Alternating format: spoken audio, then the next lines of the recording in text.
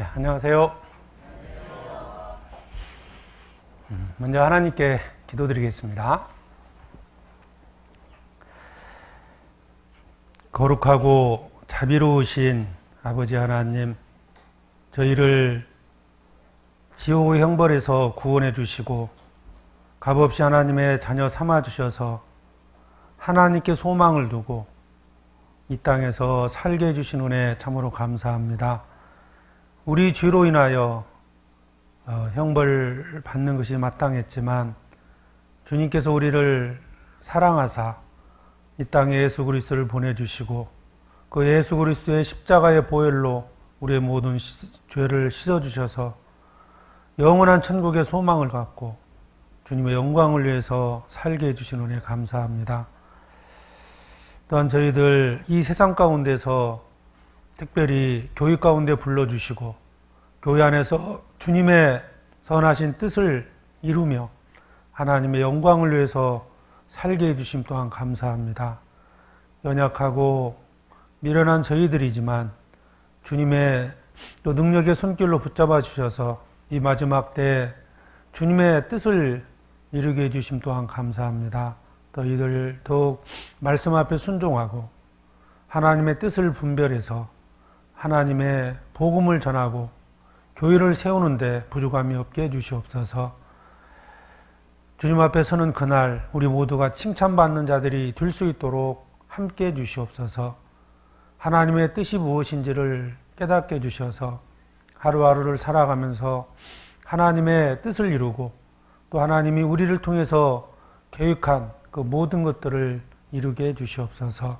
복음을 위해 수고하는 모든 형제자매들 그 손길에도 은혜를 더해 주시고 특별히 해외에서 복음을 전하고 있는 또 선교사들과 그 모든 형제자매들 결코 낭망치 않도록 지켜주시고 하나님의 말씀을 좇아 끝까지 그 복음을 위해서 싸우게 해주시옵소서. 오늘도 저희들 주님 말씀 앞으로 불러주심을 감사합니다. 말씀을 통해서 교훈해 주시고 또 교제를 통해서 지혜 얻는 귀한 하루가 되게 해주시옵소서. 함께하지 못한 형제자매들 어느 곳에 있든지 지켜주시고 항상 하나님의 말씀과 또 교제를 사모하는 그런 믿음을 갖게 해주시옵소서. 모든 시종을 주님께 부탁을 드립니다. 우리를 사랑하시는 예수 그리스도의 이름으로 기도드립니다. 아멘. 성경 로마서 1장을 찾겠습니다. 로마서 1장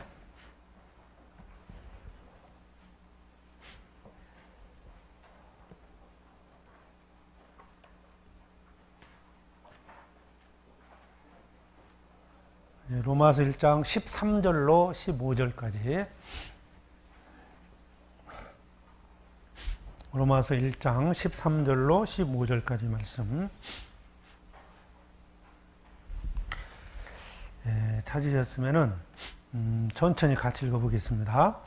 형제들아, 내가 여러 번 너희에게 가고자 한 것을 너희가 모르기를 원치 아니하노니 이는 너희 중에서도 다른 이방인 중에서와 같이 열매를 맺게 하려 함이로되 지금까지 길이 막혔도다.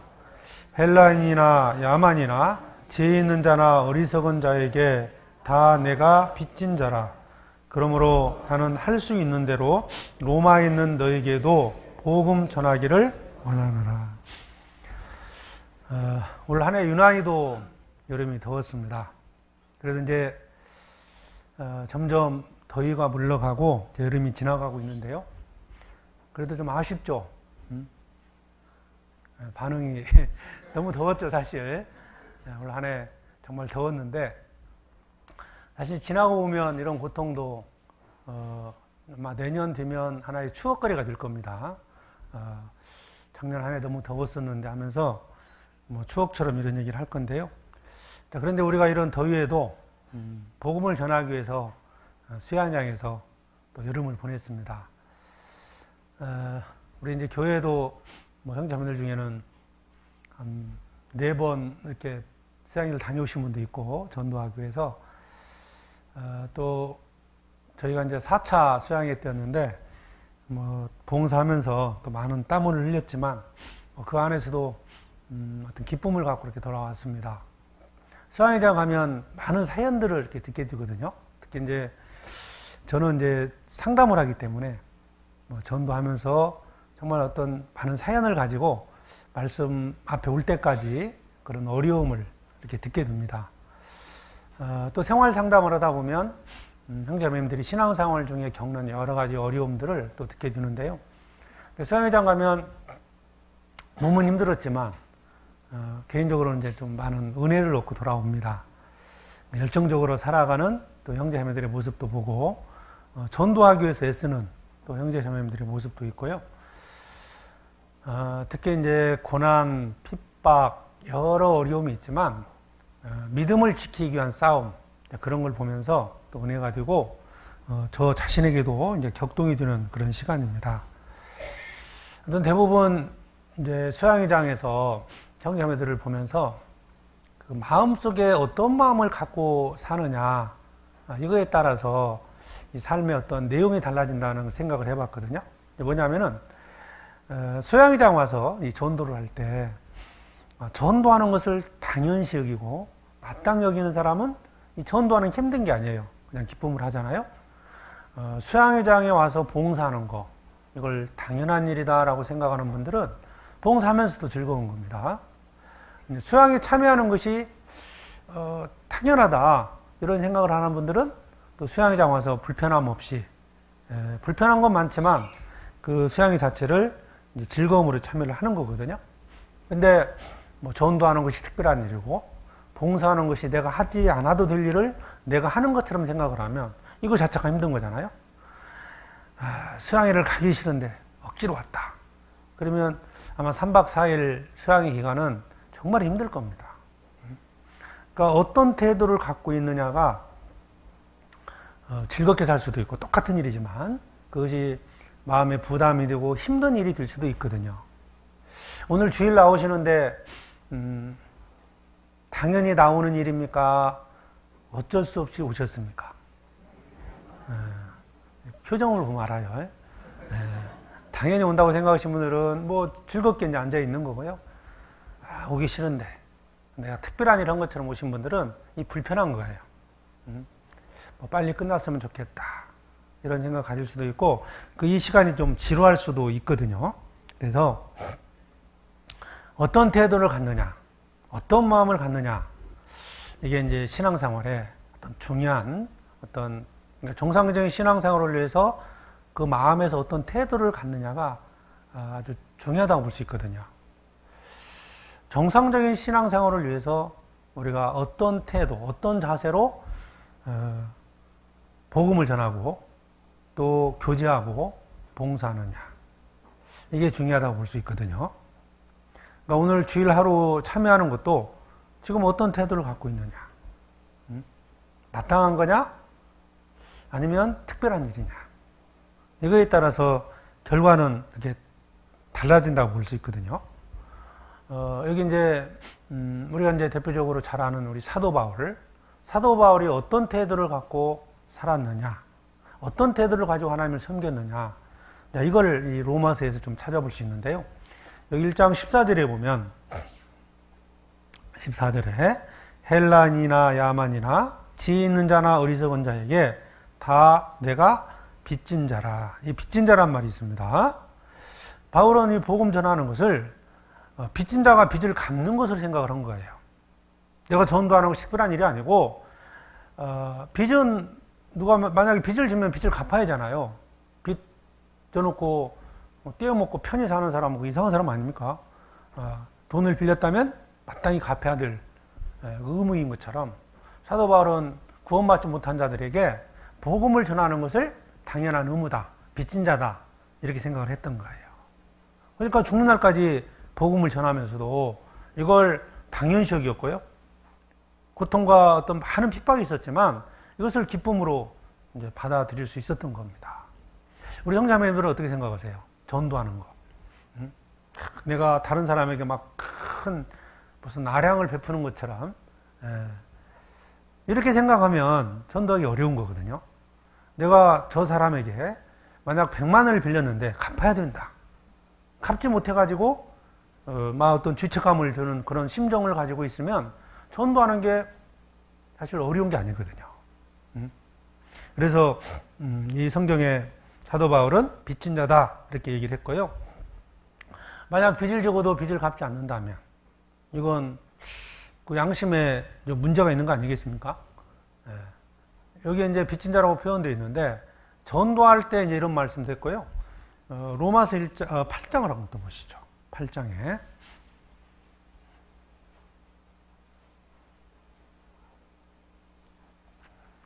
8장 12절에 그러므로 형제들아 우리가 빚진 자로 돼 육신에게 져서 육신대로 살 것이 아니니라. 여기는 또 빚진 자라는 표현은요.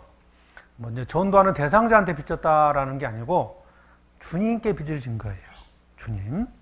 주님이 나를 구원해 주셨는데 만약 주님이 나를 위해서 십자가에 죽으시고 구원해 주셨는데 여전히 마귀를 따라서 육신대로 살아버린다면 이건 잘못된 거 아니냐.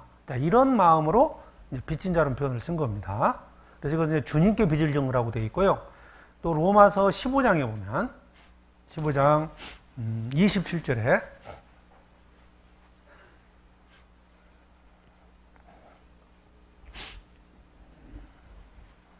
로마서 15장 27절 저희가 기뻐서 하였거니와 또한 저희는 그들에게 빚진 자니 만일 이방인들이 그들이 신뢰한 것을 나눠 가졌으면 육신의 것으로 그들을 섬기는 것이 마땅하니라. 이건 또 이제 무슨 얘기냐면 사도 바울이 이제 예루살렘에 있는 교회들이 다른 이방인들의 복음을 전해줬잖아요. 전도를 한 겁니다.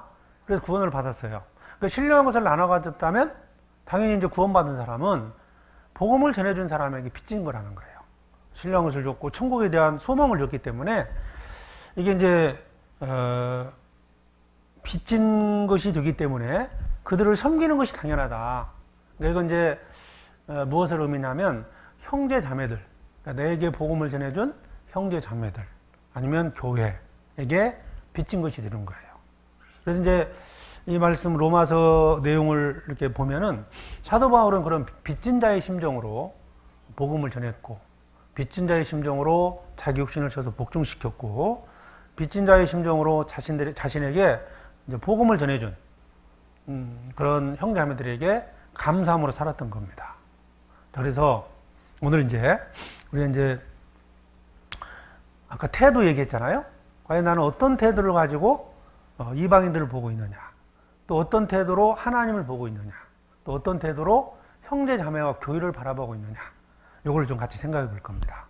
그래서 이제 빚진 자라는 제목으로요 본문을 좀 같이 생각해 보겠습니다. 로마서 1장 다시 보시죠. 로마서 1장 14절에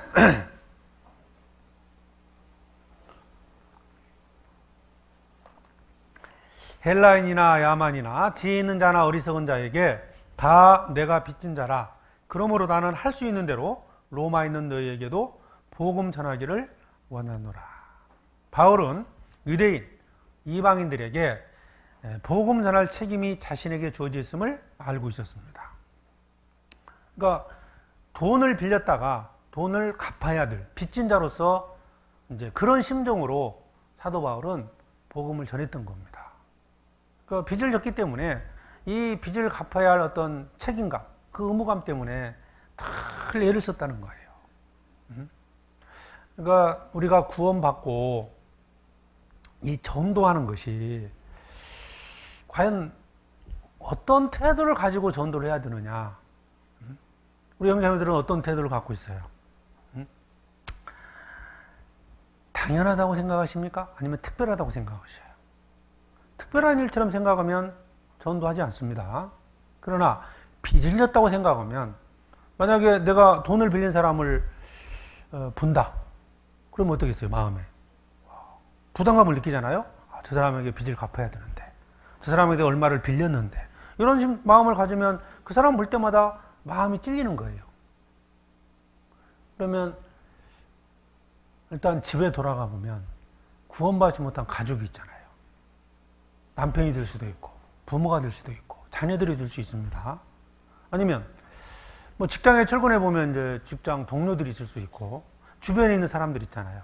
그 사람들을 볼 때마다 내가 저 사람에게 복음을 전해야 되는데 정말 빚을 진 것처럼 그들을 생각한다면 전도하지 않겠습니까?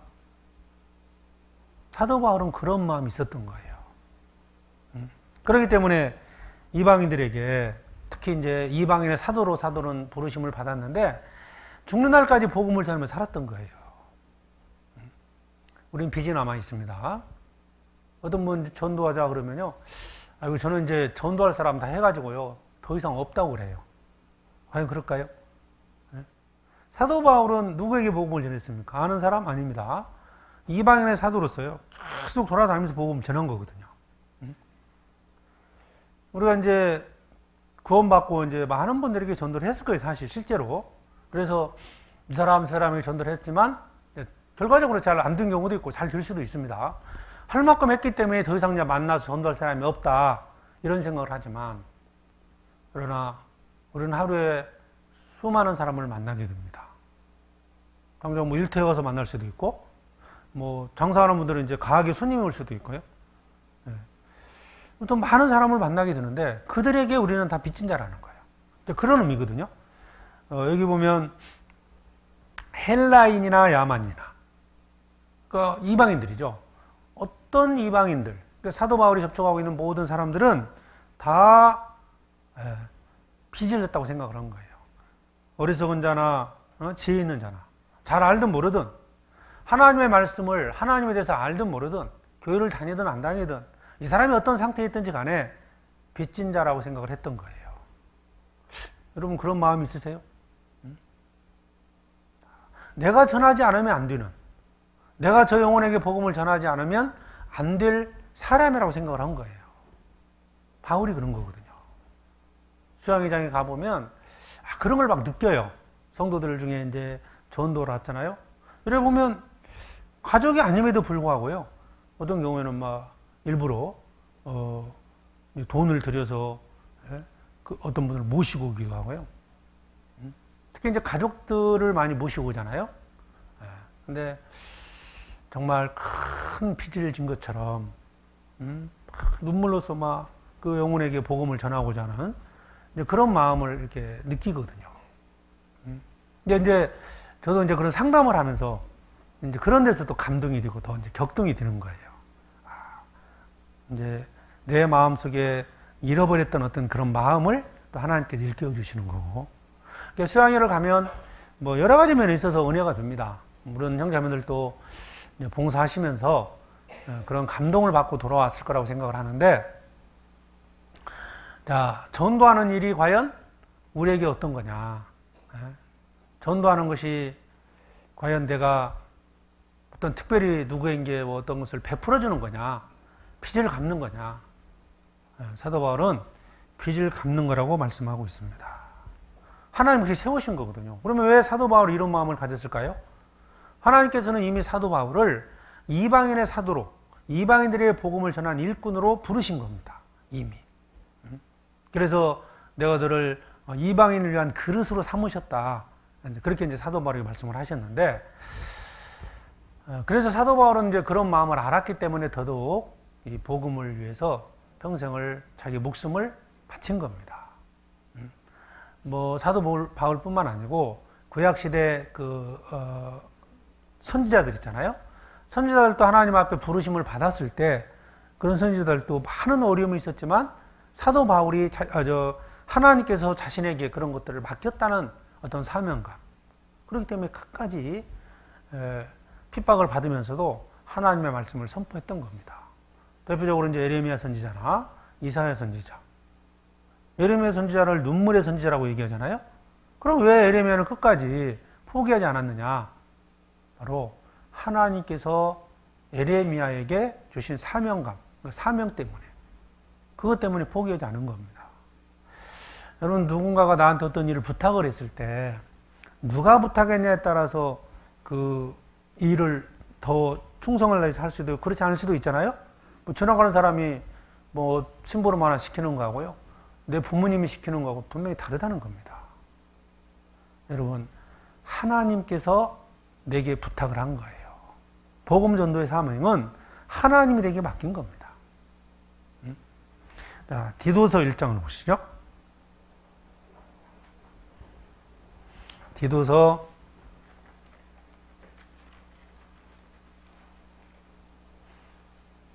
1장 3절에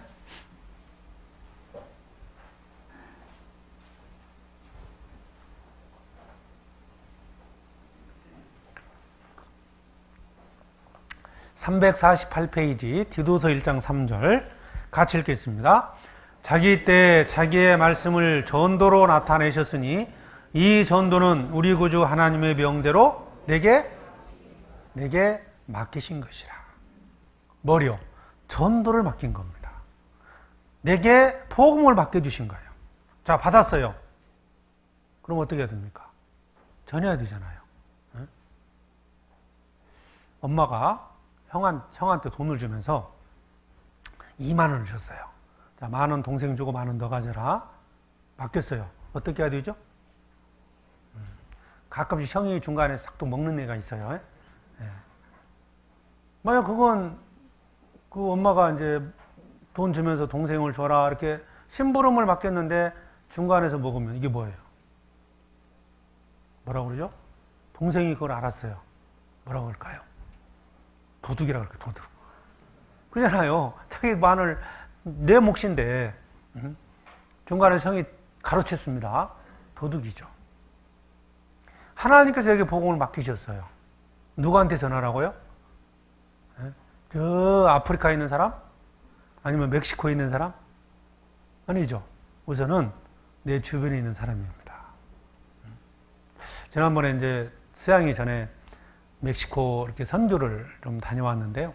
저희가 이제 멕시코 교회하고 이제 중국 흑룡산 교회 이제 두 군데, 두 나라를 이렇게 선교를 담당하고 있는데, 이번에 처음 이제 멕시코를 갔습니다.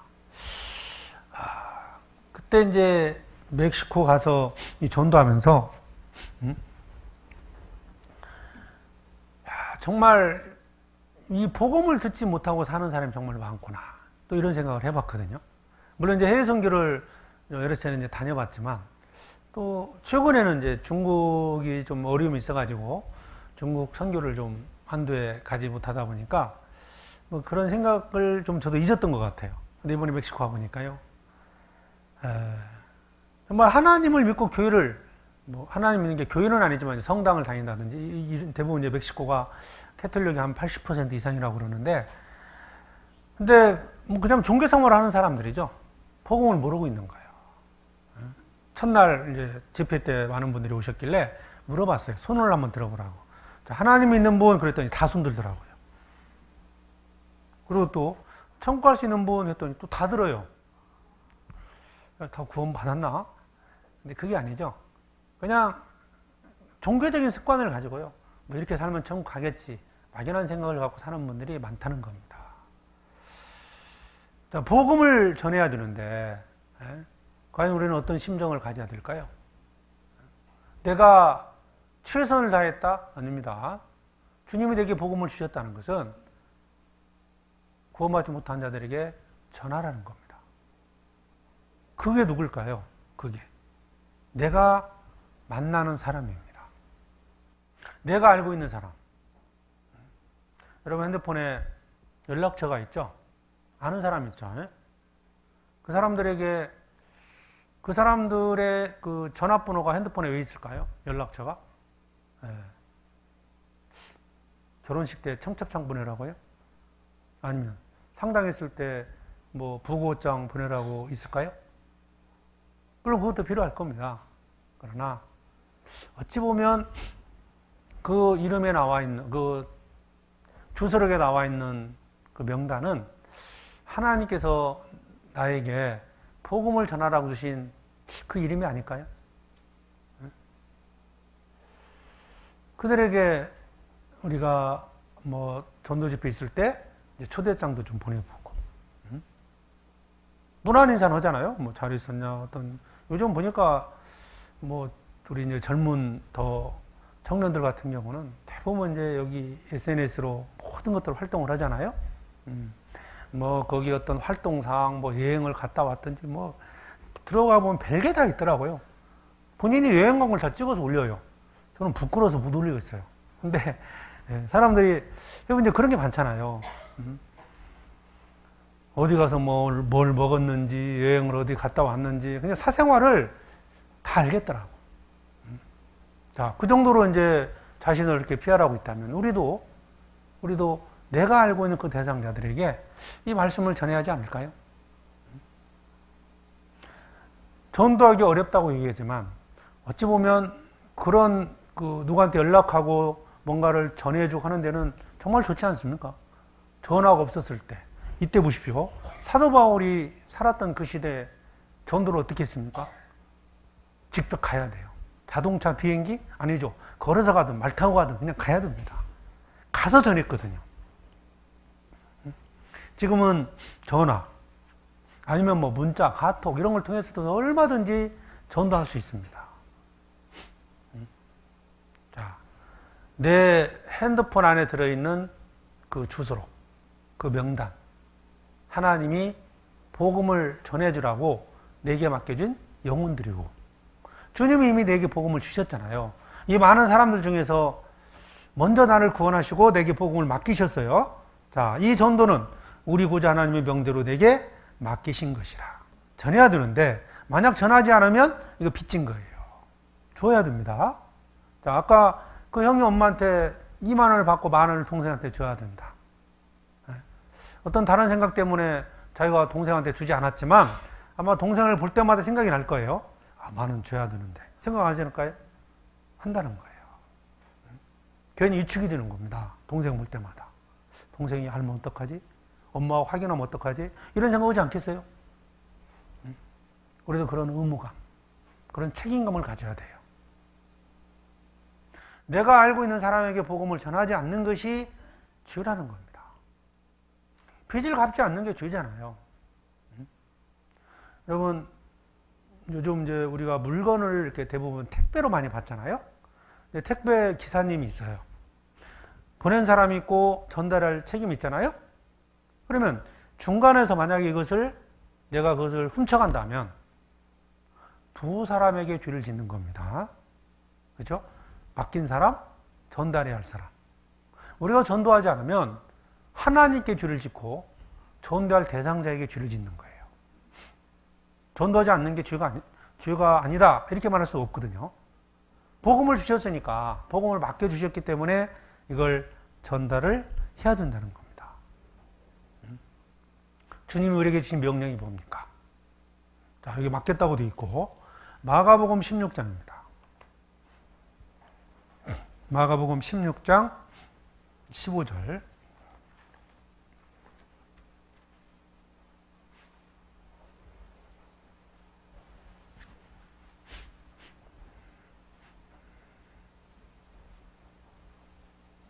마가복음 16장 15절. 또 같이 읽어보죠. 또 가라사대 너희는 온 천하에 다니며 만민에게 복음을 전파하라. 이건 예수님이 말씀하신 거죠. 이 말씀은 우리에게도 적용이 됩니다. 만민에게 복음을 전파하라. 온 천하에 다니며, 우리는 글로서 얼마든지 온 천하에 다닐 수 있습니다. 지금 핸드폰으로 온 천하에 다닐 수 있습니다. 그게 아니더라도 최소한 이 지역에 살고 있는 사람들, 그 사람들에게 복음을 전해야 됩니다. 그 책임을 주님이 우리에게 주셨다는 거. 이거 잊지 말라는 거예요. 그러니까 전도가 빚진 자의 심정으로 전해야 되는 거냐, 아니면 특별한 일이냐, 그거에 따라서 그 어떤 행동이 달라진다니까요. 어떤 마음입니까? 내가 말씀을 맡았습니다. 내가 복음을 맡았어요. 당연한 겁니다. 전할 책임이 있는 거예요. 전에 제가 이제 우리가 중국 흑룡강성 그 할비엔 지역을 오랫동안 제가 담당을 했었는데, 이제 가서 이렇게 교제를 하면요, 거기는 형제님들이 사실 잠을 잘 안 재워요. 밤 늦게까지 어떤 교제를 해야 되고, 무슨 얘기를 이제 그때 한 게 기억이 나냐면, 저한테 그러더라고요. 목사님은 나한테 빚진 거래요. 그래서 저거 무슨 빚을 졌어요? 그랬더니 우리에게 복음을 전해줬고, 교회에서, 한국 교회에서, 그리고 말씀을 하나님께서 나에게 맡겨주셨기 때문에 목사님은 나한테 말씀을 계속 전해줄 책임이 있는 거니까 빚을 졌으니까 계속 교제를 통해서 뭔가를 교훈을 달라는 거예요. 그 잠이나 잡시다 그래도요. 그건 목사님 사정이고 계속 교제를 하자는 거예요. 그러니까 이제 중국 선교를 가면 보통 한 4시간 정도 자고 이제 한 8박 9일 있다 오거든요. 선교 갈 때 이제 그 형제자매들을 선발을 할 때 제가 미리 얘기합니다. 하루 서너 시간 자고 샹차이 아시죠? 고스라는 그 특별한 향신료가처럼 단물이 있거든요. 이제 중국말로는 샹차이라고 하고 이제 한국에서는 고스라고 얘기를 하는데 베트남 쌀국수 먹을 때 좀 특별히 냄새 나는 거 있죠? 이제 그게 그 샹차이라는 건데 3박 4일 동안 서너 시간 자고 샹차이를 먹고 8박 9일 버틸 수 있는 분을 대상으로 선정을 하거든요. 잠을 이제 뭐 체력이 고갈되면 못 하니까요. 그래서 이제 그 말이 늘 기억이 나기 때문에 어쨌든 가면은 계속 교제를 합니다. 어떤 식으로든지 만나서 교제하고, 이제 그때 이제 그 말이, 형제님의 말이 기억이 남아요. 빚진 거래요. 빚진 거다. 생각해 보니까 맞아요, 그 말이. 빚을 졌다. 주님이 우리에게 뭔가 먼저 복음을 맡겨주셨고, 또 저 개인적으로는 이제 하나님 앞에 부르심을 받았기 때문에 말씀을 맡은 자로 살아가고 있기 때문에 형제자매들에게 말씀을 전해줄 책임이 있다는 것. 전도할 의무도 있고 말씀을 전해줄 당연한 의무가 있다. 그래서 형제자매들에게 빚을 진 거다. 전해야 된다. 우리가 하나님께 복음을 맡았습니다. 구원받지 못한 자들에게 전달하라는 책임을 맡았습니다. 중간에서 배달 사고를 내면 안 되겠죠? 내가 전해서 구원을 받게 해야 되는데 내가 전하지 않았을 그 사람이 어떤 분이 구원받지 못하고 지옥 간다. 누구 책임일까요? 내 책임입니다. 그 택배 이 물건을 전달하는 분들은 아침에 나갈 때 보면 이 차에 가득 싣고 나가잖아요. 이 더위에도 하루 종일 그걸 전합니다. 이 무더위에도 올 여름에도 너무 힘들게 하잖아요. 그러니까 제가 이제 교회에 있다가 가끔씩 이제 그 기사님들을 만나면 꼭 제가 냉커피를 한 잔씩 타드리거든요. 오시면. 너무 수고하잖아요.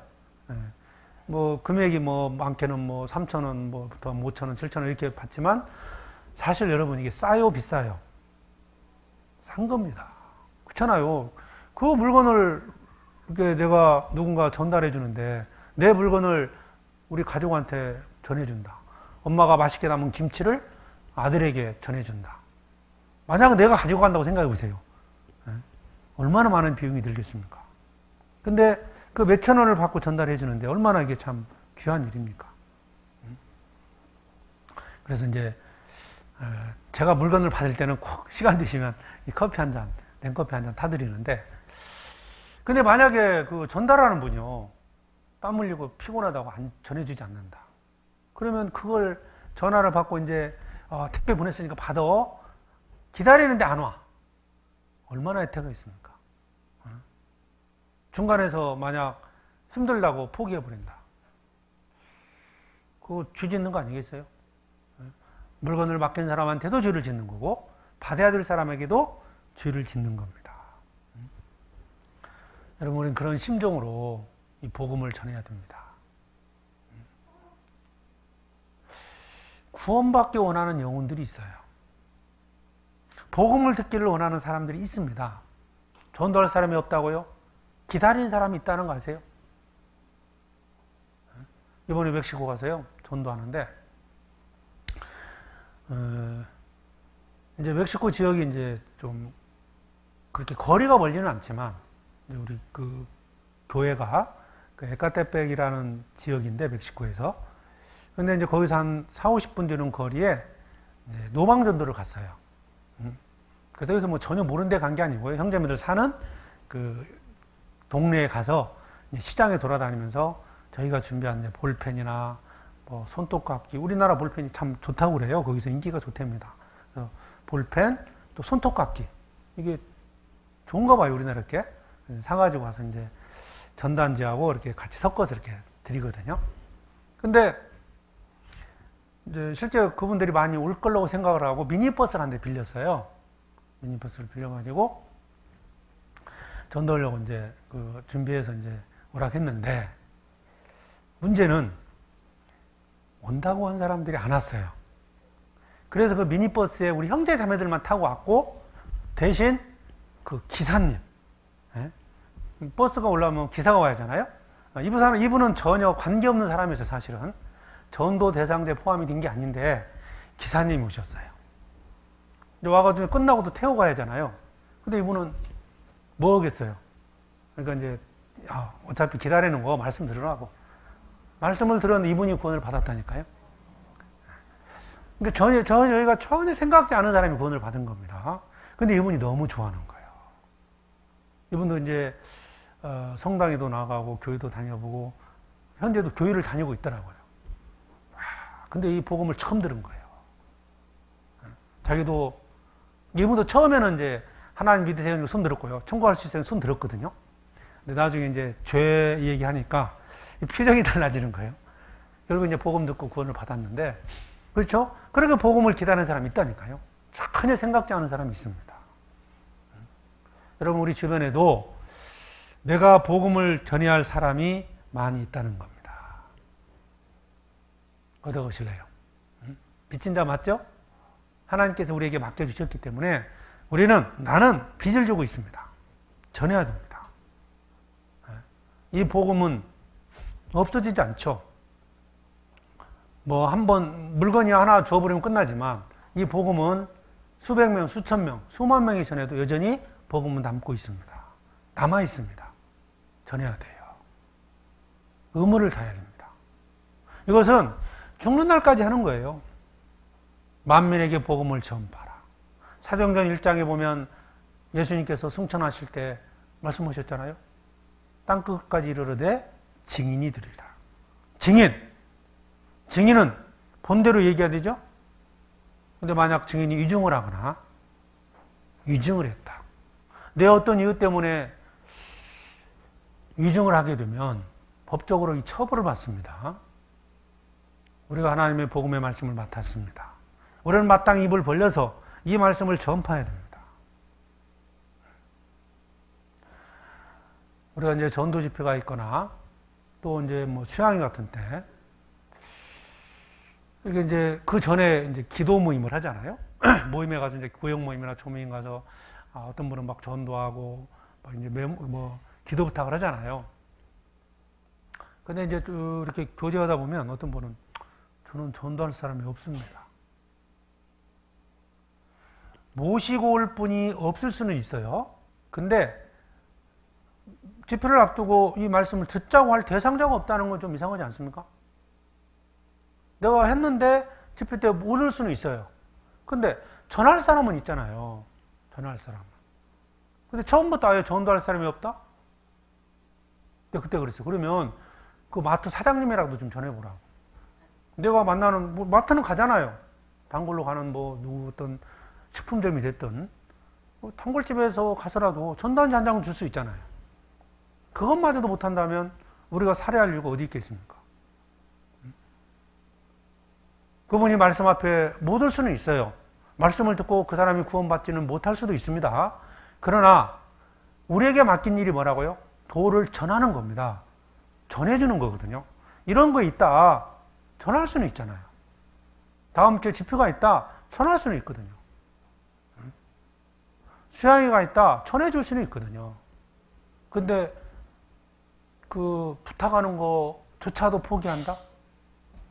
그럼 우리가 살해할 이유가 뭘까요? 우리가 전도 집회를 앞두고, 그러니까 제가 참 마음 아픈 어떤 소리가 뭐냐면, 저 전도할 사람 없는데요. 이 소리입니다. 전해야 됩니다. 오고 안 오고는 우리가 어떻게 할 수 있는 건 아니에요. 구원받고 안 받고 어떻게 할 수는 없어요. 그러나 전할 수는 있다는 거예요. 전단지 만들어서 전할 수는 있습니다. 카톡으로 집회에 참석을 권유할 수는 있습니다. 기도할 수 있는 명단이 없다? 그럴 수는 없잖아요. 기도할 수는 있잖아요, 또. 기도 명단 좀 이렇게 서로 이제 구역에서 막 작성을 하지 않습니까? 기도할 대상자도 없다. 조심해야 됩니다. 기도할 대상자도 없으면 아마 주님이 데려가실 거예요, 아마. 그러잖아요. 아예 없다면, 그럼 왜 사냐, 이 말이에요, 우리가. 주님이 우리를 안 믿으신 이유는 복음을 전하기 위해서 아닙니까? 대상자, 기도하다가 용기를 내서 찾아가서 전하고. 안 올 수는 있습니다. 아예 처음부터 전도 대상자, 기도 대상자도 없다면 우리는 자신을 좀 돌아봐야 됩니다. 그 직무이기 아닙니까? 맡겨진 일을 안 하는 거죠. 자, 우리는 빚을 졌습니다. 빚을 갚으라는 명령을 받은 거예요. 빚을 갚아야 됩니다. 그래서 사도 바울이 그런 빚진 자의 심정으로 또 주님을 위해서 복음을 전했다는 거. 또 로마서 8장을 찾겠습니다. 자, 이제 또 우리는 누구한테 빚을 졌을까요? 자, 이방인들의 빚을 졌고 로마서 8장 12절.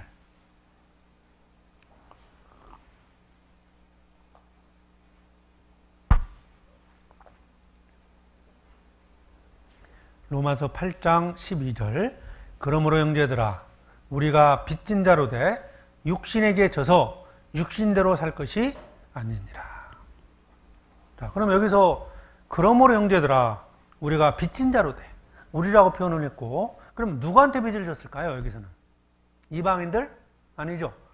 바로 주님께 빚을 진 거예요. 주님. 그리스도의 영, 성령의 능력으로 우리가 구원받고 성령의 인도함을 따라서 우리는 살아가고 있습니다.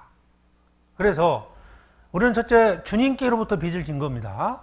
주님이 십자가의 보혈로 우리를 구원해 주셨습니다. 하나님께서 값을 주고 사셨습니다. 우리는 누구한테 빚을 졌죠? 주님입니다. 주님. 그리고 우리는 신앙생활이 뭘까요? 그 주님께 빚을 갚는 거예요. 평생 갚아도 다 갚을 수 있습니까? 자녀들은 부모에게 빚을 진 거죠. 부모의 은혜와 사랑을 받았습니다. 평생 갚아도 갚을 수가 없는 거예요. 자, 육신의 빚을 졌죠? 부모로부터 그런 사랑을 받았고 은혜를 받았습니다. 철들고 깨닫게 될 때, 아, 내가 부모에게 이런 큰 사랑을 받았구나. 그래서 부모를 섬기려고 보니 부모님은 벌써 돌아가시고 안 계셔요. 분명 우리는 깨닫는 날이 있잖아요. 우리는 구원을 받았습니다. 하나님께 빚을 진 겁니다. 주님의 십자가가 없었다면, 주님의 사랑이 없었다면 우리가 어떻게 죽을 겁니까? 우리가 어떻게 영원한 생명을 얻습니까? 그러므로 형제들아 우리가 빚진 자로 돼. 자, 빚을 졌기 때문에 어떻게 살아야 되냐? 그걸 제시하고 있죠. 육신에게 져서 육신대로 살 것이 아니니라. 우리는 근데 육신에게 빚을 진 게 아닙니다. 마귀에게 빚을 진 게 아니에요. 그런데 구원받고 여전히 마귀를 따라서 마귀에 빚진 것처럼 마귀 앞에 순종하면서 살아가고 있다. 이것이 어리석다는 거예요. 원수 되었던 마귀. 여전히 마귀에 순종해야 될까요? 우리는 하나님께 빚을 졌습니다. 여러분 누군가의 큰 도움을 받았어요. 그러면 그 정상적이라면 그 은혜를 보답하는 게 당연하지 않을까요? 하나님을 섬기는 게 당연한 거 아닙니까? 특별한 게 아니잖아요. 내가 시간을 내서 시간이 없어도 시간을 만들어서 주님을 섬기는 게 당연한 겁니다. 특별한 일일까요? 여러분, 부부간에 정상적으로 살고 있다면 아내가 남편을 섬기는 거, 남편이 아내를 사랑하는 거 당연한 거 아니겠어요? 어찌 보면 빚진 자의 심정으로 아내를 더 사랑하고 남편을 섬기려는 마음, 이것이 정상적인 거 아닙니까?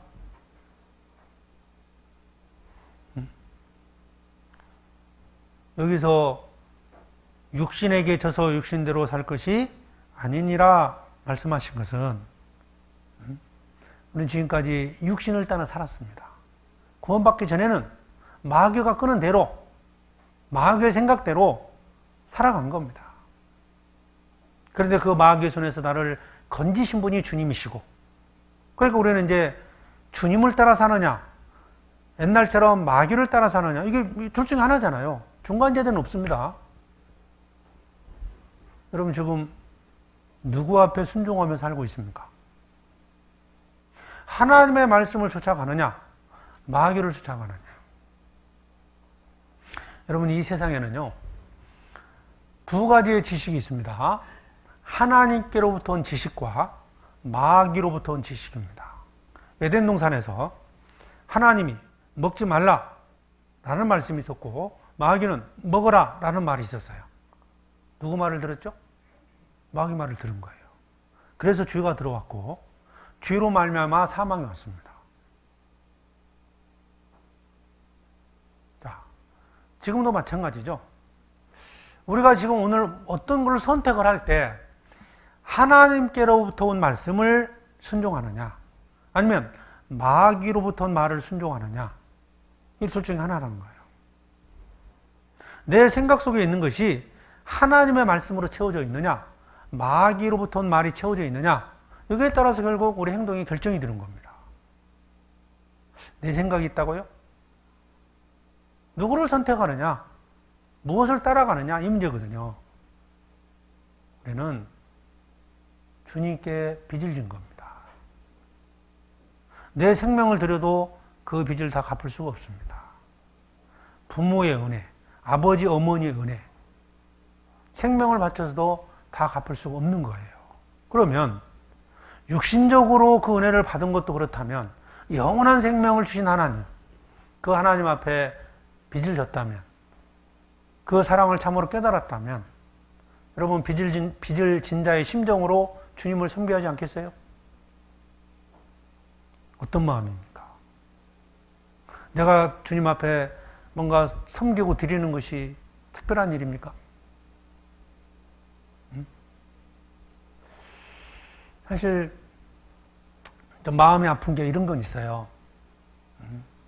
이제 사는 게 뭐 녹록지 못하니까 사람들이, 뭐 저도 이제 저희 어머니가 이제 지금 저기 93세인데요. 예. 그래서 지금 이렇게 건강하게 그래도 교회 안에 살고 계신데요. 어제도 전화 한번 드렸더니, 왜 이렇게 늦게 받으세요? 그랬더니, 나 지금 밭에서 일한다 그러시더라고. 무슨 일을 하는지 모르지만, 그래도 건강한 편입니다. 근데 뭔가 이제 어머니에게 뭐 더 찾아가 뵙고 용돈도 드리고 해야 되는데, 근데 가끔씩은 그래요. 내가 전화해놓고도 스스로 막 뿌듯한 느낌이 갖는 거. 이것도 어떻게 보면 참 죄죠. 당연히 해야 될 건데, 오늘 내가 전화했다. 뭐 용돈을 좀 드리고, 큰 돈도 아니면서 뭔가 특별한 일을 한 것처럼. 그것도 어떻게 보면 자식으로서 어떤 뭐 죄라고 볼 수 있잖아요. 당연히 해야 될 일인데, 자, 구원받고 하나님을 섬기는 일, 주님께 제물을 드리고 시간을 드리고 내 마음을 바치는 것이 과연 특별한 일일까요? 빚을 진 겁니다. 갚아야 됩니다. 지옥 가는 나를 주님이 구원하기 위해서, 나를 구원하기 위해서 이 땅에 오셨잖아요. 육신을 입고 오셔서 나를 대신해 십자가에 죽으셨어요. 그 사랑에 힘입어서 구원을 받았습니다.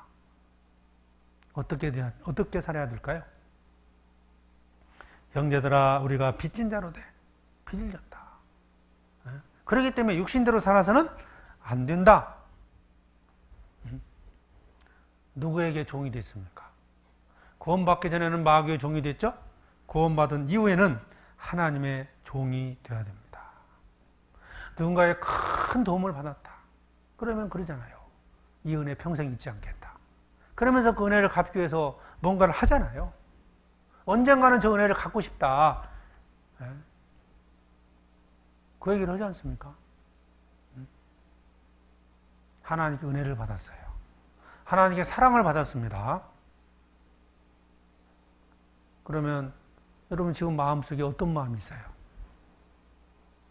신앙생활 하는 것이 힘들고 어렵습니까? 여러분 부모를 섬기는 것이, 그 부모의 은혜를 깨달았다면 당연히 섬기는 것 자체가 즐거움이 되지 않겠습니까? 부모에게 뭔가를 드리고 부모에게 뭔가 섬기고 하는 것 자체가 기쁨이고 즐거움인 거예요.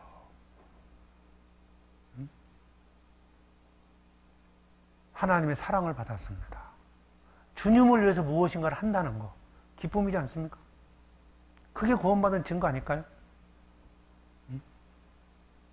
예수님이 내 죄 때문에 죽으셨다 아는 건 쉽습니다. 정말 그 사랑이 내 마음에 믿어졌다면 증거가 뭘까요? 나도 주님을 사랑할 수 있다는 겁니다. 여러분 지금 누구의 종입니까? 로마서 그 앞에 6장을 찾아보시죠. 6장 12절.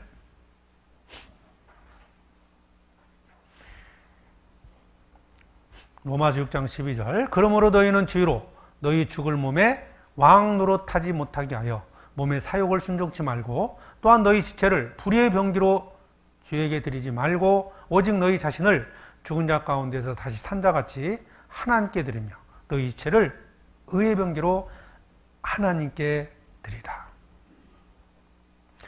만약 육신대로 산다면요, 육신에게 빚을 진 거거든요. 그렇죠?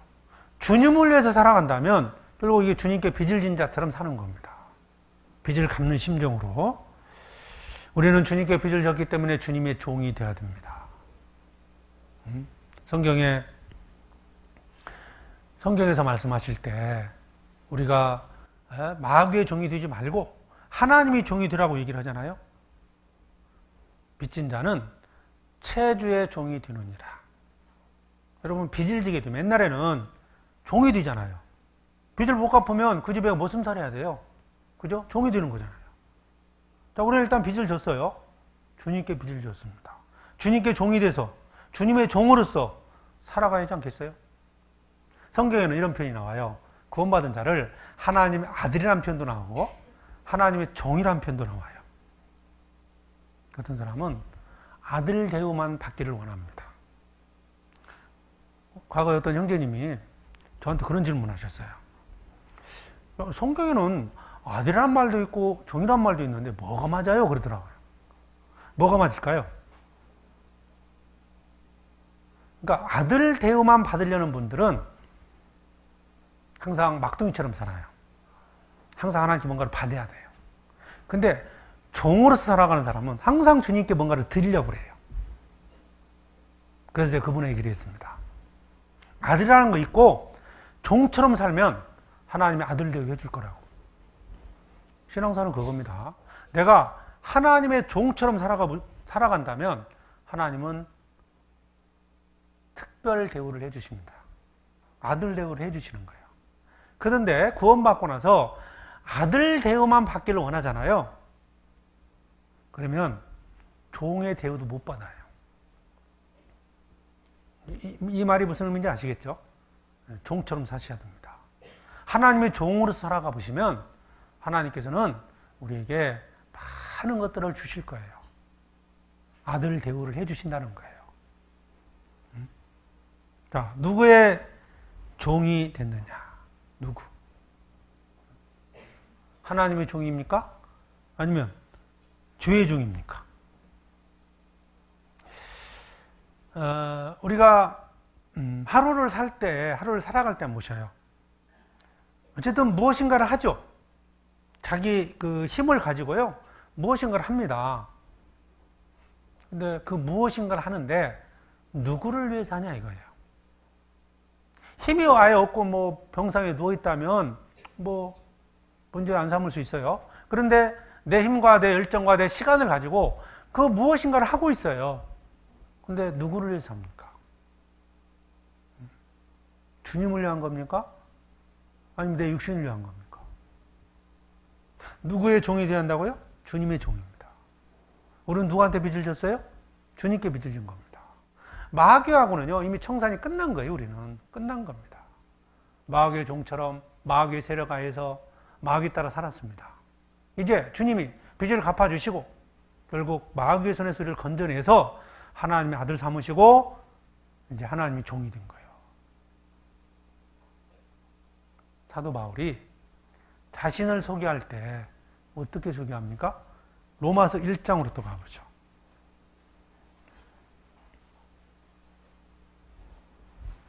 로마서 1장 1절에 예수 그리스도의 종 바울은 사도로 부르심을 받아 하나님의 복음을 위하여 택장함을 입었으니. 뭐라고 표현했습니까? 예수 그리스도의 종입니다. 종. 예수 그리스도의 아들 이러면 종처럼 살아갈 수 있을 것 같아요? 아닙니다. 예수 그리스도의 종 바울은 종이 돼서 그 다음에 사도로 살아간 겁니다. 사도가 돼서 종이 된 게 아닙니다. 예수 그리스도의 종으로서 살아가는 자들을 주님이 불러서 귀한 일을 맡기는 거예요. 그렇기 때문에 이제 사도 바울은 바로 빚진 자의 심정으로 주님을 섬긴 거예요. 그래서 자기 몸을 복종케 했고, 죄가 올라오면 복종케 했고, 욕망 억제했고, 육주인대로 살면 안 된다. 내 몸을 쳐서 복종시켰다는 겁니다. 성령을 따라 살아갔다. 그래서 로마서 8장 내용은 성령을 따라 살라는 거거든요. 그리스도의 영의 인도함을 받고 살아라. 구원받은 자들에게 주님이 요구하시는 게 뭡니까? 성령을 따라 살아라. 말씀에 순종하라는 뜻이죠. 여러분, 성령을 따라 사는 게 뭔지 아시죠? 갑자기 기도하다가 오늘은 동쪽으로 가라고 그랬다. 동쪽으로 가고. 이게 성령을 따라 사는 게 아닙니다. 말씀에 순종하는 거예요. 말씀. 상담하다 보면 그런 분들을 의외로 많이 만납니다. 아니, 우리 구원받은 식구들 말고요. 다른 교회 다니는 분들. 자다가 갑자기 잠이 깨서 어떤 음성이 들렸는데 가서 지금 당장 교회 가서 기도하라 해서 기도하고 왔대요. 그게 성령을 따라 사는 걸까요? 아닙니다. 성령께서는 이 하나님의 말씀, 이 말씀을 기록한 분이 성령이시잖아요. 하나님의 뜻이, 성령의 뜻이 이 성경 속에 있습니다. 말씀에 순종하는 생활이 성령을 따라 사는 건데요. 갈라디아서 5장입니다.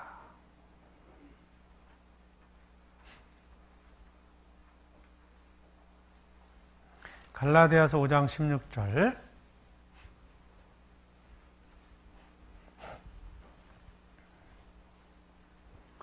갈라디아서 5장 16절. 내가 이르노니 너희는 성령을 쫓아 행하라. 그리하면 육체의 욕심을 이루지 아니하리라. 육체의 소욕은 성령을 거스리고 성령의 소욕은 육체를 거스리나니 이 둘이 서로 대적함으로 너희의 원하는 것을 하지 못하게 하려 함이니라. 성령을 쫓아 행하라. 누구한테 하는 명령입니까? 구원받은 자들에게 하는 거예요. 성령을 따라 살라는 거. 여러분, 내가 누구에게 돈을 빌려줬어요. 근데 물론 돈을 못 갚을 수도 있겠죠. 돈이 없으면. 돈이 없어서 갚지 못하는 것은 이해할 수 있어요. 근데 말은 돈 없다고 하는데 이렇게 사는 걸 보니까 자기 마음대로 다 쓰고 살거든요. 근데 돈을 안 갚아요. 그럼 화가 나는 거예요. 그렇죠? 돈이 없어서 못 갚는 거라면 충분히 이해할 수 있다니까요. 근데 자기 쓸 거 다 쓰고 먹을 거 다 먹으면서 돈 갚으라고 하면 돈이 없어서요 그래요.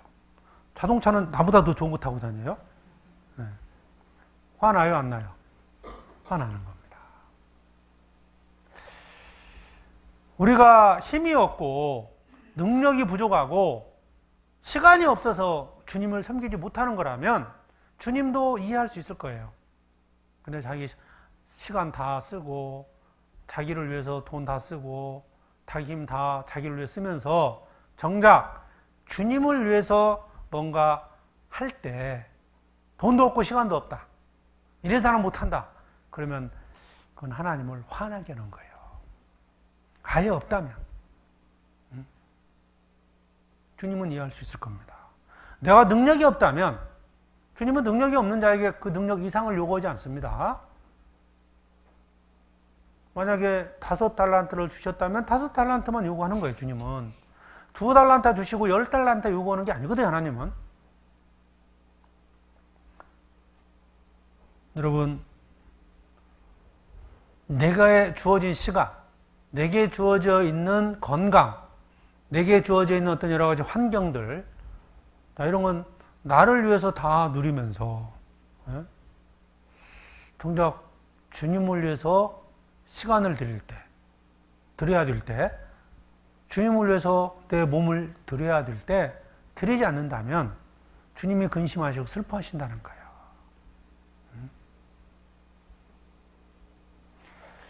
우리 형제님들이 교회에서도 열심히 일을 해야 되지만 집에서도 열심히 해야 됩니다.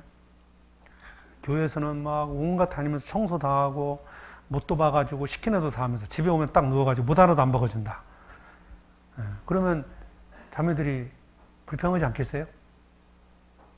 제가 결혼하고 얼마 안 돼서 그런 적이 있어가지고요. 새벽 4시까지 고문당했어요, 제가. 저 집에 뭐 있으면서는 막, 교회당에서는 제가 사택 살면서 이제 교회 관리를 한 적이 있거든요. 직장 다니면서. 그러니까 이제 형제자매들이 부르면 뭐 어디 가서 막 고쳐주고 못도 받고 별로 다 했거든요. 힘드니까 뭐 집에 들어와서는 뭐, 나 모르겠어. 그냥 탁 눕고 막 그러니까요. 불평이 쌓였던 것 같아요. 어느 날, 잠깐 와보래요.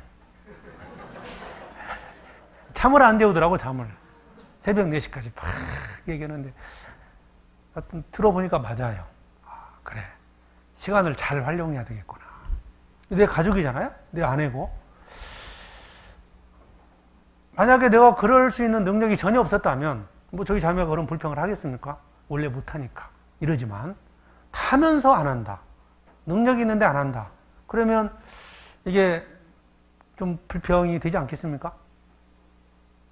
세상에 나가서는 똑똑하고, 세상 일을 잘하고, 돈 버는 일도 잘하고, 다 잘하는데, 정작 주님을 위해서는 못한다. 이게 뭐가 문제 있는 거 아니겠어요? 주님은 그럴 때 우리에게 어떤 마음을 가지실까요? 화나지 않겠습니까?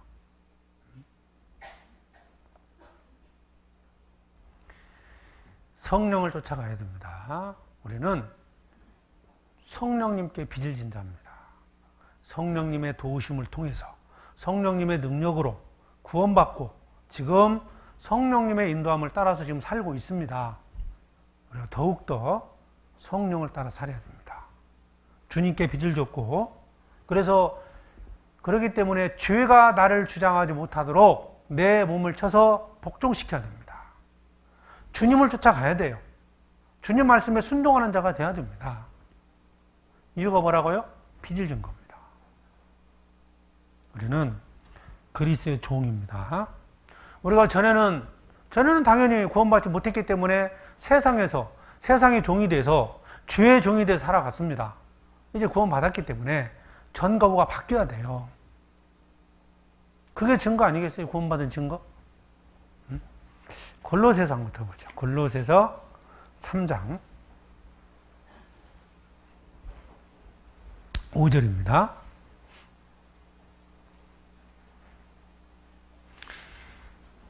골로새서 3장 5절. 그러므로 땅에 있는 지체를 죽이라. 곧 음란과 부정과 사욕과 악한 정욕과 탐심이니 탐심은 우상 숭배니라. 이것들을 인하여 하나님의 진노가 임하느니라. 너희도 전에 그 가운데 살 때에는 그 가운데서 행하였으나 이제는 너희가 이 모든 것을 벗어버리라. 곧 분과 악의와 회방과 너희 입에 부끄러운 말이라.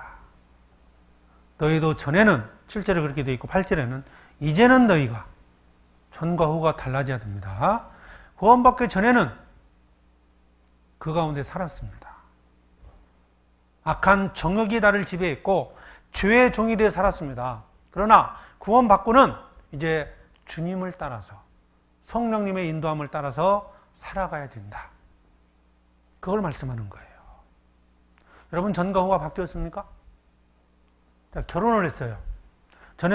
결혼하기 전에는 뭐 여자친구도 만나고 이렇게 살았지만, 그러나 이제 결혼하면 그걸 다 버려야 됩니다. 그게 아내를 사랑하는 증거 아니겠어요? 전교가 바뀌어야 됩니다.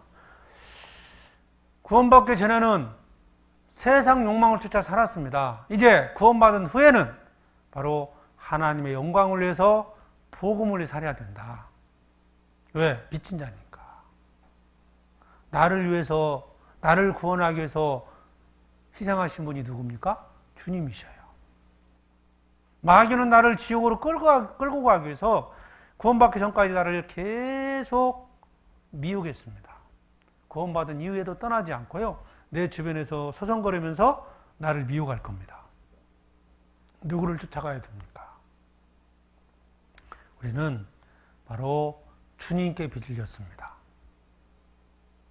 그래서 사도 바울은 내가 내 몸을 쳐 복종케 하면, 자기 몸을 쳐서 복종케 했다.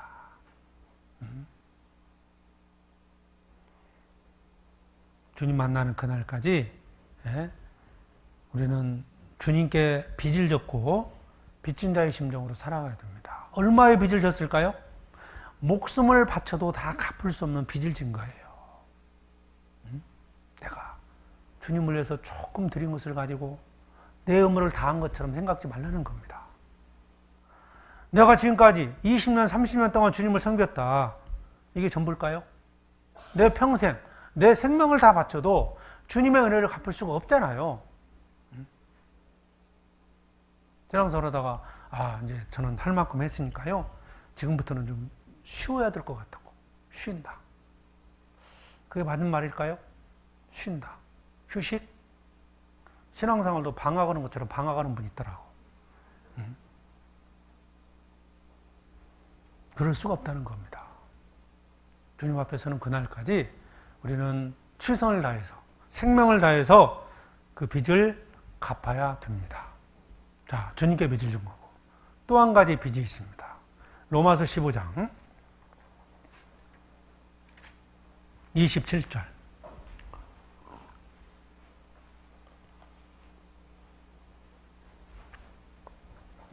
로마서 15장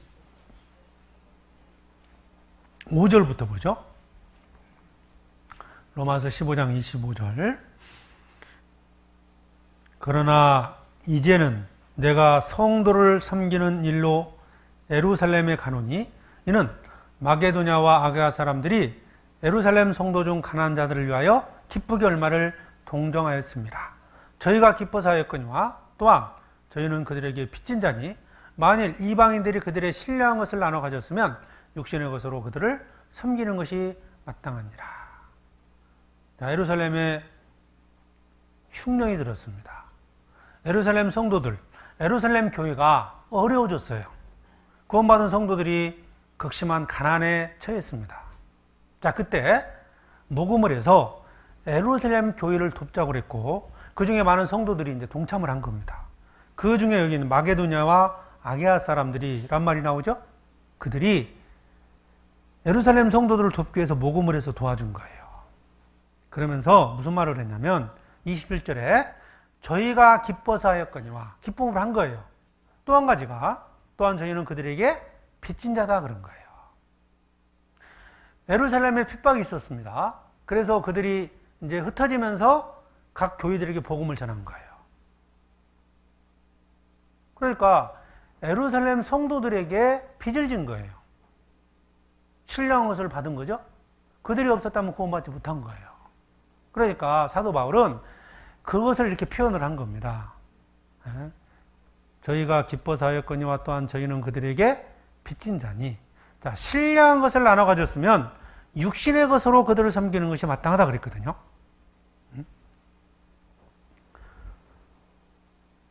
여러분에게 복음을 전해준 사람이 있습니다. 남편이 될 수도 있고 아내가 될 수도 있습니다. 잘 알고 있는 사람이 여러분에게 전도해서 내가 구원을 받았어요. 그러면 그 사람은, 그 형제 자매는 그 형제 자매에게 내가 빚을 진 거예요. 맞잖아요. 그렇죠?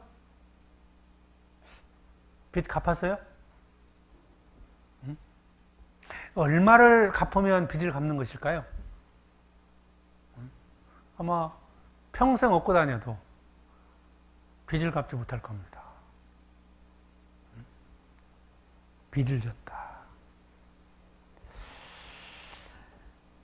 이것은 단지 나에게 복음을 전해준 형제 자매뿐만이 아니라 교회에도 빚을 진 거예요. 맞잖아요. 교회 성도들이 함께해서 복음을 전했거든요. 그래서 마게도냐 교회, 아가야 사람들, 그 지역에 있는 성도들이 예루살렘 교회가 어려워지니까요. 도와줘야 된다. 왜? 복음 전해줬으니까. 아까 제가 중국 얘기했잖아요. 중국에 있는 형제님들이 항상 그래요. 가면 한국은 정말 우리에게 은혜를 베풀어 준 곳이다고. 왜? 복음을 전해줬으니까. 그러면서 절대 한국에 있는 형제님들을 잊어서는 안 된다. 그 은혜를 절대 잊어서는 안 된다. 그 얘기를 하거든요. 정말 감사가 돼요. 그 말을 들을 때는. 그냥 은혜를 잊는 게 아니고요. 그러니까 할 수만 있으면 뭔가 이렇게 가면은 뭐라도 막 주려고 그래요, 자꾸. 이제 갔다 오면 막 이렇게 뭡니까? 중국 차 있잖아요, 차. 보이차 이런 거 있잖아요. 뭔가를 자꾸 주셔요. 한 가지라도. 근데 뭐 차를 마실 시간이 없는 게 아니고 잘 어떻게 마셔야 할지를 몰라가지고 그냥 이제 다른 선물도 주고 하는데, 그러니까 그런 마음이 정말 고마운 거예요. 저희가 뭐 차의 가치가 얼마인지는 잘 몰라요. 이거 귀한 겁니다 하고 주는데 이게 정말 귀한 건지 이건 잘 모르겠는데, 아무튼 그분 입장에서는 고맙게 생각해서 주는 거예요. 저도 감사합니다 하고 이제 받아가지고 와서 이제 중국 그렇게 여기 와서 계신 교포들 있잖아요. 그분들에게 또 이제 전도하면서 주거든요. 고향에서 온 차니까 그분들 좋아하죠 또. 그래서 이제 중국에 있는 형제자매들이 참 그것을 고맙게 생각하고, 가면 뭐라도 같이 음식이라도 먹고 집에서 수청해서 음식이라도 대접하려는 마음을 갖거든요. 자, 우리가 교회 안에서 지금 우리 형제자매님들에게 복음을 전해준 분이 계시죠? 잘 섬기고 있습니까? 어떠세요? 미워하셔요? 잘 섬겨요? 대답을 안 하시네, 지금. 여러분, 빚진 겁니다. 형제 자매에게 빚을 진 거고 교회에게 빚을 진 거예요. 그런데 사실 사도 바울이 복음을 전했잖아요. 고린도 교회를 세우고 에베소 교회 많은 교회들의 복음을 전했을 때 사도 바울이 복음을 전해 세운 교회 안에서 성도들이 사도 바울을 비난했습니다. 고린도전서 9장을 보시면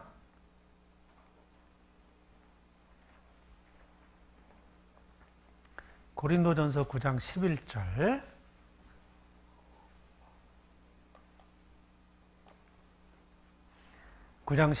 같이 읽어보겠습니다. 우리가 너희에게 신령한 것을 뿌렸은즉 너희 육신의 것을 거두기로 과하다 하겠느냐? 사도 바울이에요. 왜 이 말씀했을까요? 대접받으려고 전도한 게 아닙니다. 그들에게 무언 것을 바라고 전도한 게 아니에요. 우리가 뭐 중국과 전도할 때 그들에게 뭐 보이차 한 잔 얻어먹으려고 전도한 게 아닙니다. 주님께서 내게 맡겨주신 복음 전도의 사명을 주셨기 때문에 전도한 거예요. 여기 있는 형제분들 누구나 그렇잖아요. 누구한테 뭐 대접받으려고 전도하지 않잖아요. 사도 바울도 그랬어요. 그런데 고린도 교인들이 사도 바울을 비난한 거예요. 사도 바울이 우리한테 뭔가 얻어먹으려고 한다. 그러니까요, 사도 바울이 이 말씀을 한 거예요. 우리가 너희에게 신령한 것을 뿌렸은즉, 신령한 것이 뭐예요? 복음이잖아요. 너희 육신의 것을 거두르기로 과하다 하겠느냐? 묻는 겁니다. 자, 내가 너에게 복음을 전해줬는데 너에게 육신의 것을 좀 얻어먹었다고 이것이 과한 일이겠냐? 묻는 겁니다. 그렇잖아요. 왜? 그렇게 비난을 했기 때문에. 너희들 생각이 잘못됐다. 그걸 가르치는 거예요. 저 설교 끝나고 점심 주실 거죠? 네? 그렇다고 해서 점심 얻어먹는 건 아닙니다. 그러니까 우리가 이제 형제 자매들을 섬기고 대접하는 거, 교회 안에서 성도들을 섬기는 거, 나에게 신뢰한 것을 나눠주고, 내가 신앙이 어렸을 때 나에게 도움을 주고 세워주고 했던 임원들, 먼저 뛴 자들, 어찌 보면 섬기는 것이 당연한 거 아닙니까? 때로는 나에게 불편함을 줄 수도 있어요. 그러나 그 형제 자매가 없었다면 내가 과연 구원을 받았겠냐 이 말이에요. 사도 바울이 너희에게 육신의 것을 거두기로 그것이 과하다 하겠느냐? 사도 바울이 육신의 것을 얻어먹으려고 이 말한 게 아닙니다. 그들이 태도가 잘못된 것을 지적하는 거예요. 그들은, 고린도 교인들은 서로 싸웠습니다. 마음이 나뉘어져 있는 거예요. 그 중에는 아마 분명히 그 누군가로부터 전도를 받아서 구원을 받은 분도 있을 겁니다. 내가 누군가를 미워했는데 그 미워하는 사람이 자기한테 복음을 전해줄 수도 있었을 거예요. 그런데 교인들은 그것을 잊어버리고요. 그들끼리 다툼이 있었던 거예요. 여러분, 나를 중심으로 교회 안에 있는 모든 성도들에게 빚을 진 거예요. 그 누군가가 내가 말씀을 들을 때 기도했었고, 누군가가 주방에서 봉사했었고, 누군가가 앞에 나와서 찬양을 했을 것이고, 청소를 하고 준비를 했던 거예요. 그런 것들이 다 협력해서 결국 내가 말씀을 들을 수 있었고 구원을 받은 겁니다. 교회당이 건축되고 나서 구원받은 분들은 그 이전에 이제 이 교회당을 준비한 형제 자매들에게 빚을 진 거예요. 맞잖아요. 감사해야 됩니다. 성도들에게 감사해야 되고 교회에 감사해야 돼요. 그 마음이 있습니까? 교회가 없다면 내가 어떻게 전도하겠습니까? 성도들이 없다면 내가 어떻게 거기서 교제할 수 있겠습니까? 여러분, 말씀을 인도하고 꼭 전도인만이 아닙니다. 내게 말씀을 전해주고 내가 교제할 수 있도록 도와준 사람, 그 형제 자매들에게 정말 감사해야 되고요. 할 수만 있으면 밥도 자주 사줘야 돼. 커피라도 빼주고. 그게 마땅한 거 아닙니까? 히브리서 13장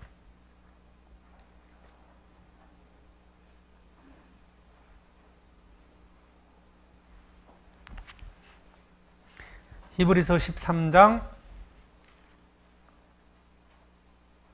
17절입니다.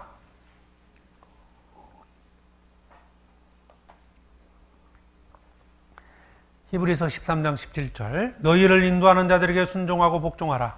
저희는 너희 영혼을 위하여 경성하기를 자기가 회개할 자인 것 같이 하느니라. 저희로 하여금 즐거움으로 이것을 하게 하고 근심으로 하게 말라. 그렇지 않으면 너희에게 유익이 없느니라. 너희를 인도하는 자들에게 순종하고 복종하라. 나를 인도하는 사람이 누굴까요? 자, 말씀을 맡은 전도인이 될 수도 있습니다. 구역에서 구역장이 될 수도 있습니다. 조장님이 될 수도 있어요. 또 먼저 구원받은 자들이 될 수도 있습니다. 나에게 전도한 사람이 될 수도 있습니다. 나를 중심으로 교회 안에 있는 모든 성도들이 나를 인도하는 자들이 될 수도 있습니다. 그들에게 순종하고 그들에게 복종을 하는 거예요. 나를 위해서 기도하는 분들이기 때문에 그렇다는 겁니다. 내가 처음 구원받고 교회 왔을 때 있었던 모든 형제 자매들은 다 나를 위해서 기도했던 분들입니다. 감사해야 됩니다. 섬겨한다는 거예요. 그럴 때 교회는 사랑으로 넘치게 되어 있습니다. 여러분, 누구에게 특별히 대우받으려고 혜택 보려고 전도한 사람 한 사람도 없습니다. 그러나 구원받은 사람은 먼저 된 자들에게 아니면 교회 안에서 먼저 수고하는 임원들에게 정말 감사하고 순종해야 됩니다. 가급적이면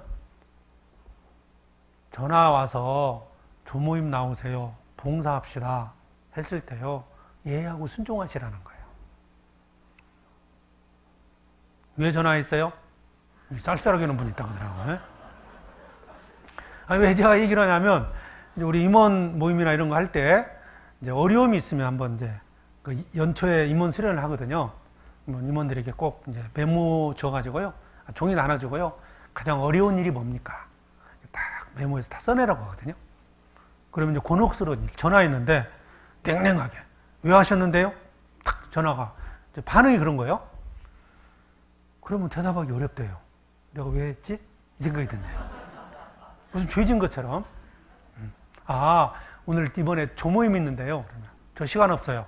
끊으세요. 딱 끊어버리면요. 뭐 그냥 겁이 덜컥 나는데 다음부터는 전화가 하기 어렵답니다. 자, 그런 때 어떻게 하라고요? 네, 그러세요. 네. 왜? 나를 인도하거든요.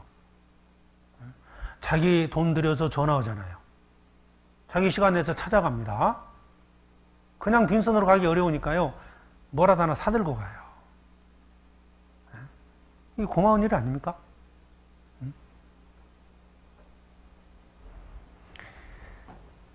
자주 안 나오니까 자주 찾아가잖아요. 그러니까 이제 조장님이 고민이 되는 거예요. 지난번에도 봉봉 사갔는데 또 사갖고 가야 돼요? 예, 계속 사갖고 가니까 이게 이제 교회 때로 이제 자기 사비로 쓸 때도 있고 구역 기비로 쓸 때도 있잖아요. 계속 쓰려니까 이것도 이제 보호하려니까 이 부담이 되는 거예요, 이게요. 그 집은 왜 이렇게 자주 갔어요? 이렇게 이제 질문이 나올까봐. 그러니까 이제 자기 사비를 들여서 갈 때도 있고. 이게 실제로 일어나는 일들입니다, 이게. 근데 이걸 몰라요, 당사자는. 자, 여러분. 빚진 자입니다.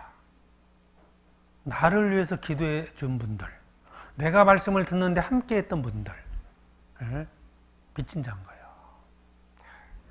요즘 이제 교회 안에서도 막 계속 비디오를 듣고 상담하고 이게 이제 계속 하고 있는데, 듣는 사람은 보면 처음 오신 분들은요, 위세가 대단합니다.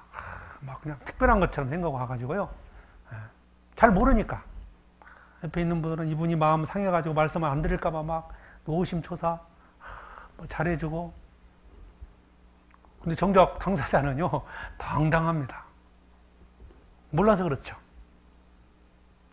그러니까 먼저 구원받은 분들이 이렇게 기도하고 준비하고 뭔가 희생하고 해서 구원을 받잖아요.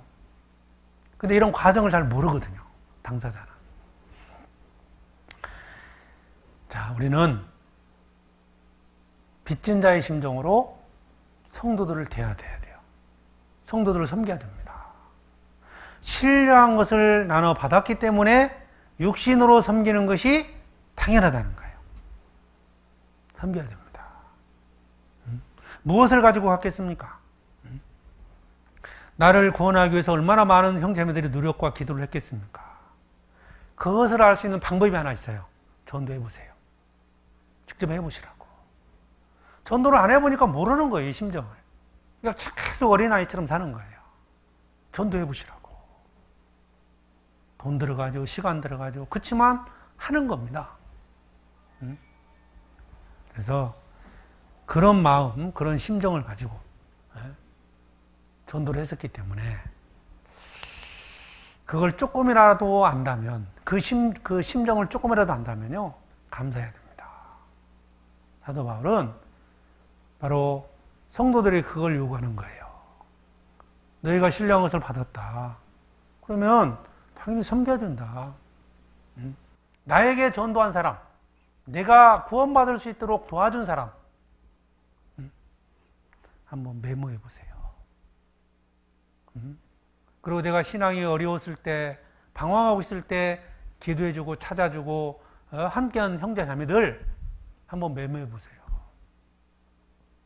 그리고 그들만이라도 한번 섬겨보십시오. 그러면 교회가 더 사랑으로 넘칠 겁니다. 너무 은혜를 베풀어줬는데 그 은혜를 잊고 살지 않습니까? 주님이 첫째 은혜를 베풀어 주셨고, 그 다음에 성도들이 은혜를 베푼 거예요. 오늘 지금 후폭교회가 지금 이 자리에 이 건축을 하기까지 얼마나 많은 분들의 희생과 기도와 헌신이 있었겠습니까? 절로 생기는 게 절대 아닙니다. 감사해야 됩니다. 빚진 겁니다. 나를 위해서 눈물 흘린 성도들이 있습니다. 사도행전 20장을 보시죠.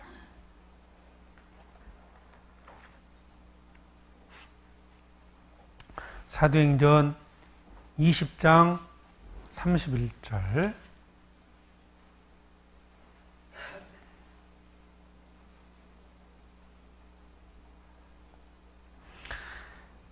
사도행전 20장 31절. 그러므로 너희가 일깨어 내가 3년이나 밤낮 쉬지 않고 눈물로 각 사람을 훈계하던 것을 기억하라. 에베소 교회 성도들에게 하는 겁니다. 사도 바울이 3년이나 밤낮 쉬지 않고 눈물로 각 사람을 훈계하던 것을 기억하라. 여러분, 나를 위해서 눈물로 기도했던 분들이 있습니다. 내가 온전히 신앙생활을 할 수 있도록 보이지 않는 곳에서 기도해 준 사람이 있습니다. 내가 말씀을 들을 때 말씀을 잘 들을 수 있도록 보이지 않는 곳에서 헌신하고 희생했던 형제자매가 있습니다. 그분들이 있었기 때문에 내가 천국의 소망을 갖고 사는 거예요.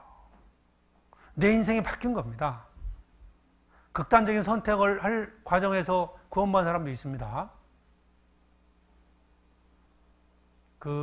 내 운명이, 내 삶이 바뀐 거잖아요. 행복을 찾은 겁니다. 즐거움을 찾은 거예요. 그러기까지 나를 위해서 기도한 형제자매들 잊어서는 안 됩니다. 그들에게 빚진 거예요. 그들을 위해서 이제 내가 그 무엇인가를 해야 돼요.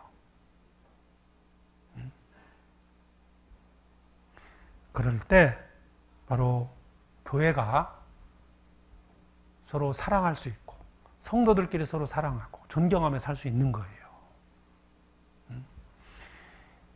히브리서 13장 하나 보시죠.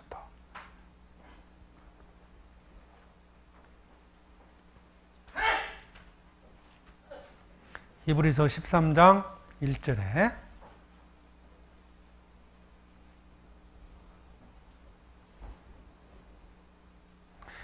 형제 사랑하기를 계속하고 손님 대접하기를 잊지 말라. 이로써 부지 중의 천사들을 대접한 이들이 있었느니라. 형제 사랑하기를 계속하라. 계속하고 있습니까? 형제자매 사랑해야 됩니다. 그들이 없었다면 오늘의 나는 없습니다.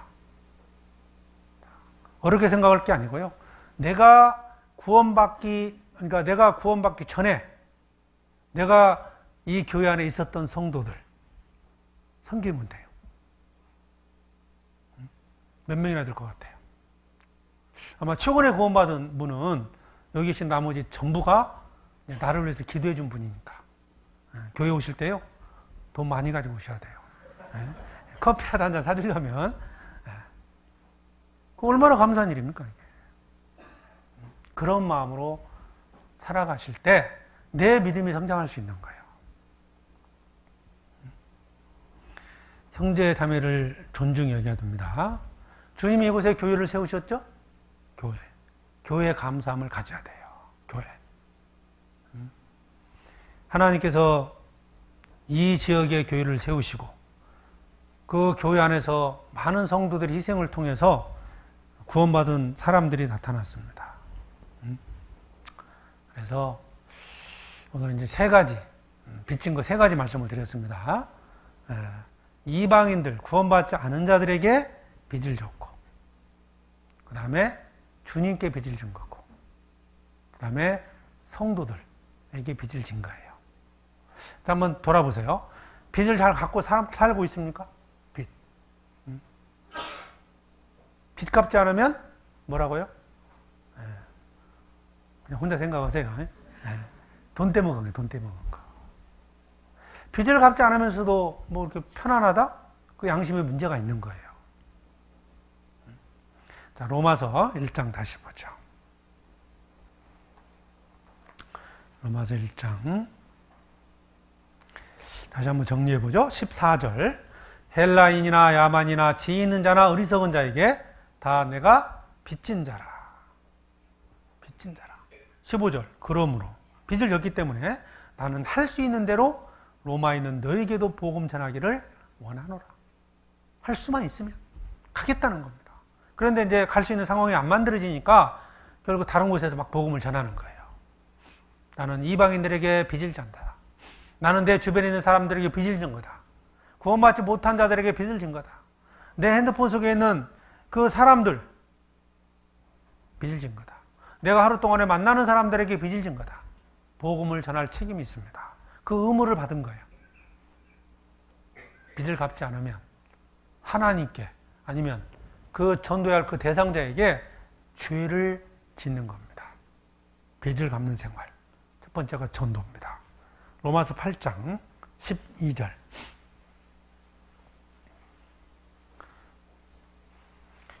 그러므로 형제들아 우리가 빚진 자로 돼 육신에게 져서 육신대로 살 것이 아니니라.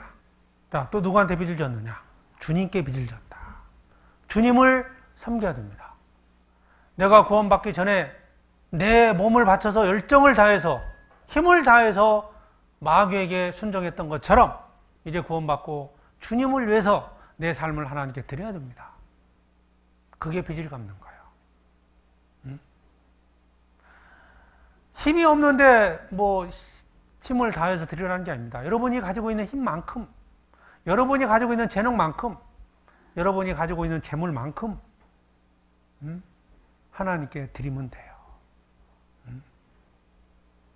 그게 주님께 빚을 갚는 것이고, 또 로마서 15장 27절.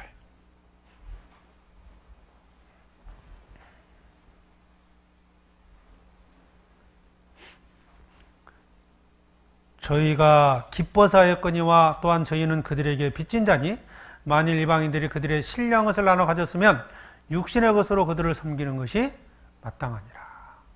우리는 나보다 먼저 앞선 성도들, 교회 빚진 겁니다. 나에게 복음을 전해준 사람에게 빚을 진 겁니다. 나를 인도해주는 임원들에게 빚을 진 겁니다. 내가 신앙생활을 잘할 수 있도록 기도하는 자들에게 빚을 진 겁니다. 내게 권면을 해주고 어려울 때 위로해주고 말씀으로 권면해줬던 그 모든 형제 자매들에게 빚을 진 겁니다. 자, 빚, 돈 떼먹지 말고요. 이방인들의 복음을 전하고 하나님을 섬기고 형제 자매를 섬기는 생활, 이게 신앙생활이잖아요. 맞잖아요? 위로는 하나님을 섬기고 교회 안에서 성도들을 사랑하고 밖에 나가서는 복음을 전하는 것, 이게 신앙생활입니다. 그래서 빚진 자의 심정을 갖고요, 열심히 복음을 위해서 살았으면 좋겠습니다. 기도하겠습니다. 하나님 아버지 감사합니다. 오늘 저희들 주일 아침 하나님 말씀 앞으로 인도해 주시고 함께 말씀으로 교훈해 주심을 감사합니다. 우리는 하나님의 큰 사랑으로 구원을 받았습니다. 하나님 앞에 빚을 진 자의 심정으로 하나님을 섬기고 또 주님의 영광을 위해서 살아갈 수 있도록 도와주시옵소서. 또 이방인들에게 빚을 진 자들입니다. 주님께서 우리에게 복음을 맡겨주시고 복음 전파의 사명을 맡겨주셨습니다. 그 전도의 사명을 잘 감당할 수 있도록 또 지혜와 능력을 더해 주시옵소서. 또 교회 안에 함께하는 모든 형제 자매들, 내가 오늘 구원받고 오늘이 있기까지 나를 위해서 기도한 형제 자매들을 사랑하고 섬기는 삶이 되게 해 주시옵소서. 우리 모두가 주님 앞에서는 그날까지 복음을 전하고 주님을 섬기고 또 형제 자매를 사랑하고 섬기는 그런 자들이 되게 해 주시옵소서. 흑복교회를 통해서 이뤄진 영혼들에게 더욱 힘있게 복음을 전하게 해주시고 하나님께서 계획한 그 모든 것들이 우리 교회를 통해서 이루어지기를 간구드립니다. 남은 시간도 함께 해주시길 바라오며 우리를 사랑하시는 예수 그리스도의 이름으로 기도드립니다. 아멘.